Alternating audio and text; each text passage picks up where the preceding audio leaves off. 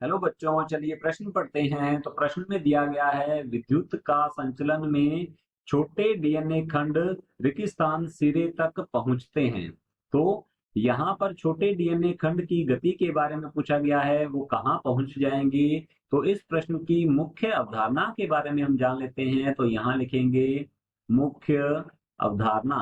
इस प्रश्न की मुख्य अवधारणा है agarose agarose gel agarose gel वैद्युत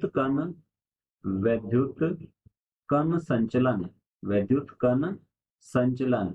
इसे एगारोज जेल इलेक्ट्रोफोरेसिस के नाम से भी जाना जाता है। तो यहाँ पर हम इसे लिख लेते हैं, इसे agarose agarose gel electrophoresis electrophoresis के नाम से भी जाना जाता है।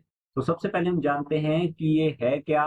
इस तकनीक के द्वारा, इस विधि के द्वारा, तो हम यहाँ लिख सकते हैं इसके द्वारा भिन्न भिन्न लंबाई के भिन्न भिन्न लंबाई के भिन्न भिन्न लंबाई के डीएनए खंडों को भिन्न भिन्न लंबाई के डीएनए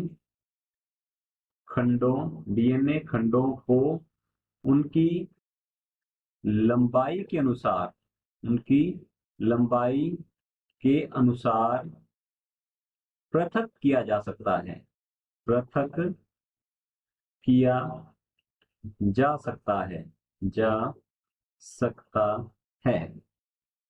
यहाँ पर डीएनए खंडों को पृथक पृथक किया जाता है जो कि भिन्न भिन्न लंबाई के होते हैं, और यहाँ पर वैद्युत क्षेत्र का उपयोग किया जाता है। तो हम यहाँ लिख सकते हैं, यहाँ पर विद्युत क्षेत्र का उपयोग किया जाता है। जैसा कि हम जानते हैं विद्युत क्षेत्र जो है, यहाँ पर दो प्रकार के इलेक्ट्रोड होते हैं। तो इसमें हम देख सकते हैं, एक तो इलेक्ट्रोड होता है एनोड और दूसरा होता है कैथोड। तो लिखते हैं एनोड और कैथोड है। और एनोड जो है यह होता है धनावेशित, और कैथोड है ये होता है ऋणावेशित। अब हमसे पूछा गया है विद्युत का संचलन में छोटे डीएनए खंड सिरे तक पहुंचते हैं। जिस ओर एनोड होगा उस ओर डीएनए पहुंचेगा, डीएनए के खंड पहुंचेंगे। यदि हम डीएनए की बात करें तो डीएनए जो है फॉस्फेट आयनों के कारण ऋणावेशित होता है। तो यहाँ लिखते हैं इसके ऊपर ऋणावेश होता है। यहाँ पर ऋण आवेश होने के कारण यह एनोड की ओर आकर्षित होता है।